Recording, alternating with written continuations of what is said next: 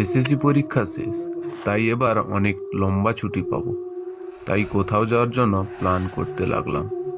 অনেক চিন্তা ভাবনার পর গ্রামের বাড়িতে যাওয়ার সিদ্ধান্ত নিলাম। নিজের প্রিয় বন্ধু সুমনকে আমার সাথে আমার গ্রামের বাড়িতে যাওয়ার জন্য অনুরোধ করলাম। সে রাজি হলো। নির্দিষ্ট দিনে বাসে করে আমি আর সুমন গ্রামের বাড়িতে পৌঁছালাম। আমরা মঙ্গলবার দিকে গিয়েছিলাম, তাই তেমন ভিড় ছিল না।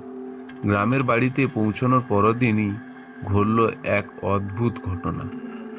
গ্রামের শরীফ আলী নাকি মারা গেছেন, তাও আবার আত্মহত্যা করে। আমার মন কিছুটা খারাপ হয়ে গেল। পুলিশ তদন্ত করে বলেছে তিনি ছাদ থেকে লাফ দিয়ে আত্মহত্যা করেছেন। আমি বুঝলাম না ওনার মতো মানুষের আত্মহত্যার কি প্রয়োজন, কেননা ওনার 2 মেয়েদের বিয়ে দিয়েছেন, নাতি নাতনিও পেয়েছেন। ওনার তো খুশি থাকার কথা। যাই হোক, সেদিন ওনার বাড়িতে আসা যাওয়া করতে করতে আর ওনার কথা ভাবতে ভাবতে কখন যে রাত হয়ে গেল তা বুঝতেই পারিনি। সারাদিন দৌড়াদৌড়ির পর খাওয়া দাওয়া শেষে আমি আর সুমন বিছানায় শুয়ে পড়লাম। তবুও রাতের বেলায় আমার ঘুমই আসলো না। তবুও আমি জোর করে শুয়ে রইলাম। সকালে ঘুম থেকে উঠতে উঠতে প্রায় 10টা বেজে গেল। ঘুম থেকে উঠে দেখি আমার পাশে সুমন নেই। তারপর ভিতরে রুমে গিয়ে দেখি শুধু সুমনই নয়, আমার 2 কাকি আর 2 বোন ছাড়া বাড়িতে আর কেউ নেই।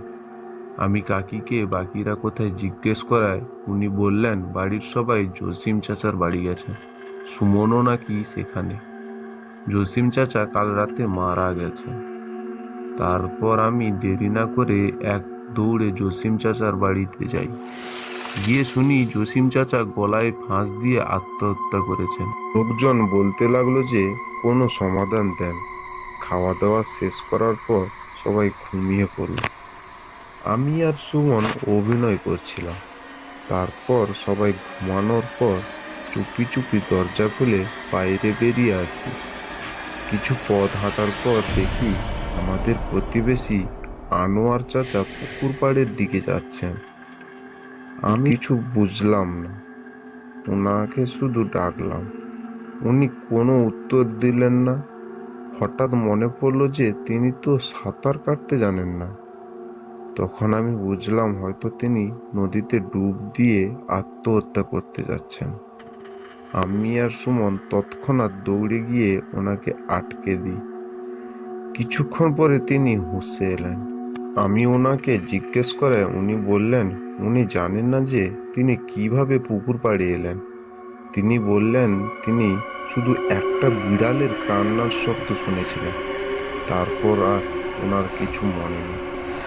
তখন আমার সামনে থাকা বিড়ালটি কি করলো আমায় তা জানতে হলে দ্বিতীয় পার্টটি দেখবেন।